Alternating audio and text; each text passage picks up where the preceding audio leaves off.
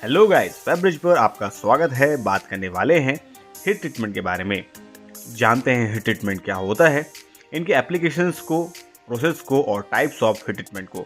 Guys, अगर आप हमारे चैनल पर नए हैं तो हमारे चैनल फैब्रिज को लाइक, सब्सक्राइब और शेयर करना बिल्कुल भी ना भूलें। तो चलिए दोस्तों, शुरुआत करते हैं हमारे आज की इस वीडियो को और जानते हैं हीट ट्रीटमेंट के बारे में।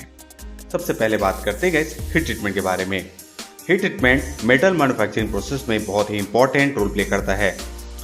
हीट ट्रीटमेंट किसी भी मेटल की फिजिकल, मैकेनिकल और केमिकल प्रॉपर्टीज को चेंज कर सकती है by the applications of heating और कूलिंग।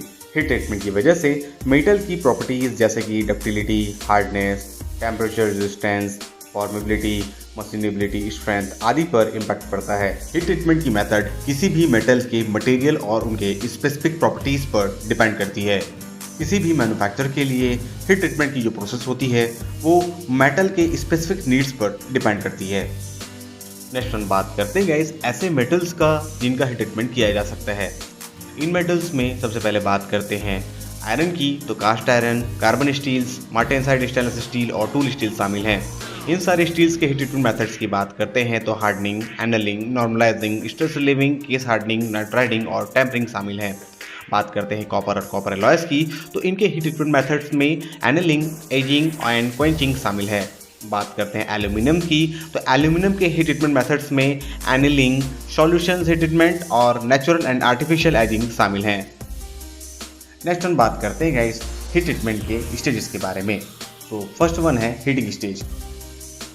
हीटिंग स्टेज किसी भी हीट ट्रीटमेंट प्रोसेस में पहला स्टेज होता है। इस स्टेज पर किसी भी मेटल्स को या फिर एलॉयस को हीट किया जाता है। हीट करने की वजह से इनके जो स्ट्रक्चर होते हैं वो चेंज हो जाते हैं, क्योंकि इनके जो स्पेसिफिक टेम्परेचर होता है वो तकरीबन 1200 डिग्री सेल्सियस तक हीट किया जाता है। हीटिंग स्टेज किसी भी हीट ट्रीटमेंट प्रोसेस में बहुत ही इंपॉर्टेंट रोल प्ले करता है। गलत हीट ट्रीटमेंट या फिर गलत हीटिंग प्रोसेस की वजह से मटेरियल में या फिर मेटल्स में क्रैक और मिसशेप्ड फॉर्म हो जाते हैं। किसी भी हीट ट्रीटमेंट प्रोसेस में जो हीटिंग रेट होता है वो मटेरियल के क्रॉस सेक्शन एरिया पर, मेटल के कंडीशन पर और हीट कंडक्टिविटी पर डिपेंड करता है। नेक्स्ट हम बात करते हैं गाइस सेकंड स्टेज की, जो है सोकिंग स्टेज। सोकिंग स्टेज को होल्डिंग स्टेज भी कहा जाता है। इस स्टेज पर मेटल को तब तक हीट किया जाता है जब तक कि मेटल में डिजायर्ड चेंजेस ना हो जाएं, और साथ ही इस टेम्परेचर पर मेटल को तब तक हीट करके रखा जाता है, यानी कि सेम टेम्परेचर पर पूरे मेटल्स को तब तक रखा जाता है जब तक कि मेटल यूनिफॉर्म तरीके से हीट ना हो जाए। सोकिंग टाइम या होल्डिंग टाइम किसी भी मेटल के केमिकल एनालिसिस, मास और थिकनेस पर डिपेंड करता है। जनरली किसी भी मेटल्स में सोकिंग टाइम 2 आवर्स तक होता है।